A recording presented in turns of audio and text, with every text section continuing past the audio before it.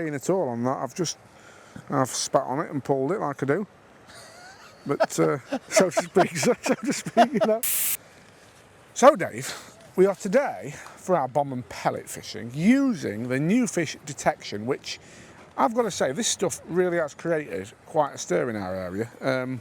Obviously, a lot of feeder fishing goes on around me. I'm not always the one partaking in the feeder fishing, being a bit of a, well, I like a bit of everything, but probably prefer pole fishing, I'd say.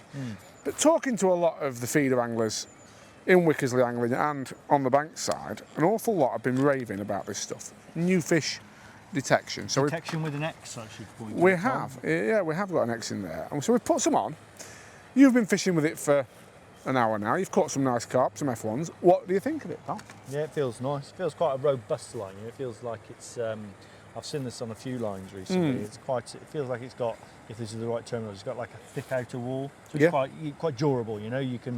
It would take a fair bit of batter, I reckon. It's interesting you say that, because I've been picking Mick's brains about, Mick Viles, that is the man behind it, I'm picking his brains about the thought process that went into it. And he explained it to me like this. He's been trying to basically create a line that has got the durability of monofilament and that little bit of safety factor, but with the low stretch qualities of braid. So he doesn't want the stretch, so obviously you've got more accurate casting, that sort of thing. And the way that he's found to do that is to actually make the line harder.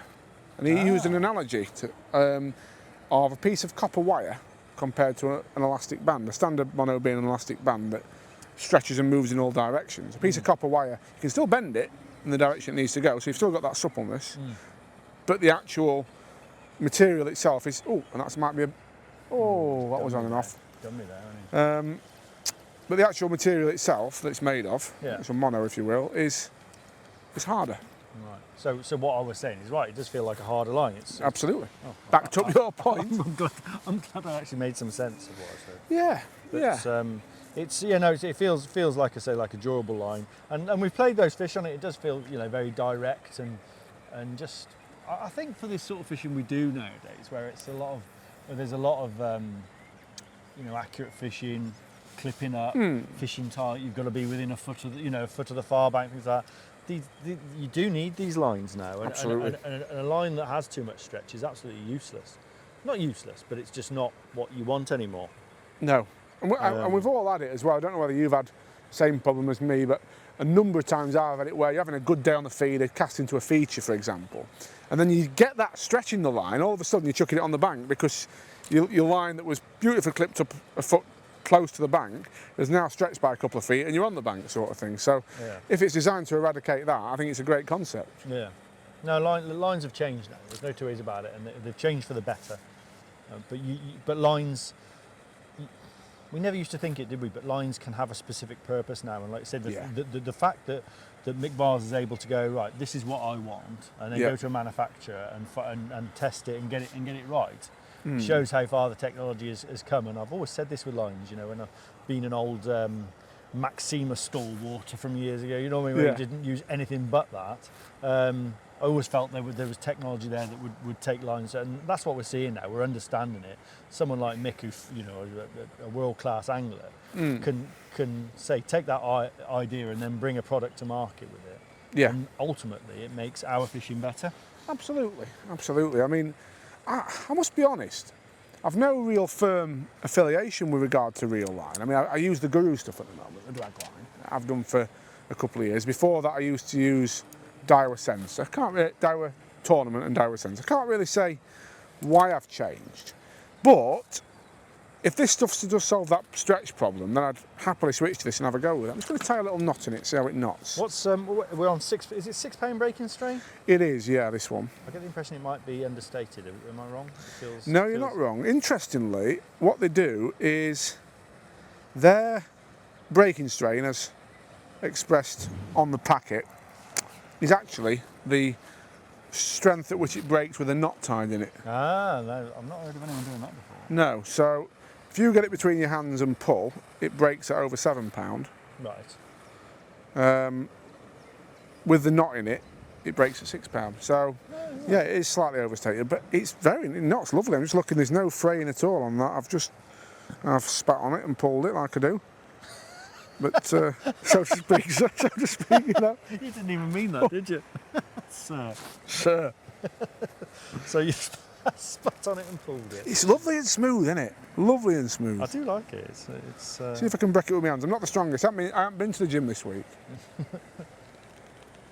Take some breaking, to be fair. Managed it, but only just. Yeah, so it's slightly understated, but it really is that performance of the line, that sort of low stretch, high abrasion resistance that that they're hanging the hat on with it, really. And 0.23 diameter, 6 pound breaking strain. So that to give you a thing, and it should say on the back. So it goes up to So it goes to a 0.28, which is a 10 pound breaking strain. Yeah. I have used lines. I know, you know, we've become, as anglers, we've become more about diameters now, haven't we, rather than breaking strains. And I know other manufacturers who I use, and I'm happy using products now, but I know their breaking strains are an absolute load of rubbish. You know, Yeah. It's not, you know, it's not even close. No. But their diameters are spot on. Yeah. Well, his diameters are spot on as well. Yeah. So that's Fact checked, pal. That's where we're at with lines, isn't it?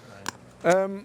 Another thing Mick said that he really stressed about this is that it sinks well. It's fast sinking line, Right. which obviously makes it perfect for feeder flinging. Yeah. Yeah, $5.99 price point. What do you think? It's another one for those who are sort of, you know, old dinosaurs like me who were stuck in a Maxima rut up until about 10 years ago.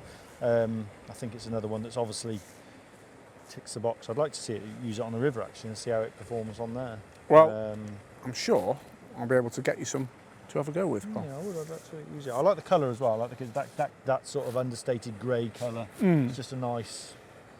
It blends in with the water, doesn't it? It looks the part in that. So, obviously, limited test today. We've just caught some carp on it, but I literally think it seems absolutely brilliant. I think it's spot on for what we do. I like to say the modern commercial angler as well. You know, chuck into islands, clipping up, and that it just fits into that neatness and tidiness and lots of advantages. Yes. Very so, good. what we'll do probably with this is have an extended test and revisit. But first impressions. Absolutely. I'd like to see it after about £200 a carp and see what the rig looks like and things like that. But then it's never happened before, Tom. Well, so. Hopefully tomorrow might be a day on the Fish Show qualifier. Yeah, you never know. So yeah, very impressed with this stuff, and we'll give a more thorough review in a few months once we've both used it a little bit more extensively.